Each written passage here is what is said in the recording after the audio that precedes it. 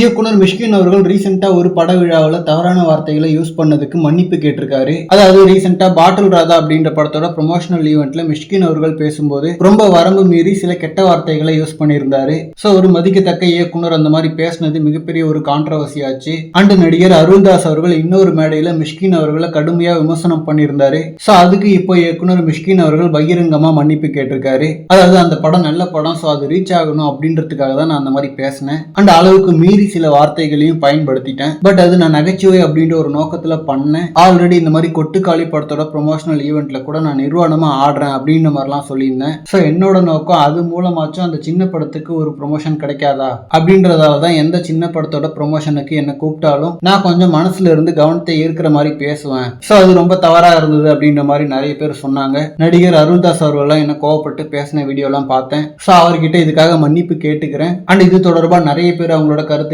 தெரிவிச்சிருந்தாங்க. எல்லாருக்குமே நான் மண்டிட்டு மன்னிப்பு கேட்டுக்கிறேன். அண்ட் நான் பேசினப்போ அந்த மேடையில வெற்றிமாறன் ரஞ்சித்லாம் அதை பார்த்து சிரிச்சிட்டு இருந்தாங்க. சோ இயக்குனர்களே சிரிக்கிறாங்க அப்படின்ற மாதிரி அவங்களையும் நிறைய பேர் திட்டுறதை பார்த்திருந்தேன். பட் சில நகைச்சுவைகளுக்கு இன்ஸ்டன்டா சிரிக்கிறது வழக்கம் தான். ஆனா அந்த ஃபங்க்ஷன் முடிஞ்ச உடனே வெற்றிமாறன் அண்ட் அமீர்னு ரெண்டு பேருமே என்கிட்ட பேசினாங்க. இந்த வார்த்தைகள்லாம் தவறா இருந்துச்சு, தவிர்த்திருக்கலாம் அப்படின்ற மாதிரி அப்பவே அவங்க சொன்னாங்க. சோ நானும் அப்பவே அதை ரியலைஸ் பண்ணிட்டேன். சோ என்னோட அந்த பேச்சால் புண்பட்டவங்களுக்கு நான் மன்னிப்பு கேட்டுக்கிறேன் அப்படின்ற மாதிரி மிஷ்கின் அவர்கள் ஓப்பனா மன்னிப்பு கேட்டிருக்காரு. சோ தவறை உணர்ந்து இந்த மாதிரி மன்னிப்பு கேட்டது ஒரு நல்ல விஷயம். ஏன்னா இப்ப இருக்கிற ஜெனரேஷனுக்கு இடையில கெட்ட வார்த்தை பேசுறது நார்மலைஸ் ஆயிட்டு இருக்கு. நிறைய யூடியூபர்ஸ் அண்ட் இன்ஃபுளுசர்ஸ் எல்லாம் இதை நார்மலைஸ் பண்ணிட்டு இருக்காங்க. கேட்டா நீங்க உங்க ஃப்ரெண்ட்ஸ் கிட்ட பேசுறது இல்லையா அப்படின்ற மாதிரி பதில் சொல்றாங்க. பட் நீங்க பர்சனலா பேசுறதுலாம் வேற, அது உங்களோட விருப்பம். பட் அதை வந்து பப்ளிக் ஃபோரம்ல தொடர்ந்து பேசிக்கிட்டே இருக்கிறப்போ நெக்ஸ்ட் ஜெனரேஷன்லாம் அதை ஒரு தவறான வார்த்தையாவே பார்க்க மாட்டாங்க. ரொம்ப ரொம்ப நார்மலைஸ் ஆயிடும். அண்ட் என்னதான் மிஷ்கின் அவர்கள் அவரோட தேவைகளுக்காகவோ அவர் படத்தை ப்ரொமோட் பண்றதுக்காகவோ அந்த மாதிரி பண்ணலனாலும் அந்த மாதிரி வார்த்தைகளை யூஸ் பண்றது தவறு தான். சோ யாரோ ஒரு தயாரிப்பாளர் நல்லா இருக்கணும், அதுக்காக நான் நிர்வாணமா கூட ஆடுறேன்னு சொல்லிட்டு அவரை கேவலப்படுத்தி அந்த படத்தை ப்ரொமோட் பண்ற ஒரு நல்ல எண்ணம் இருந்தாலும்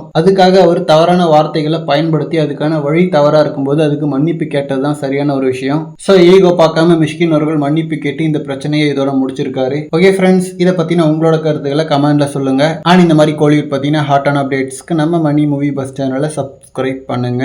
தேங்க்யூ.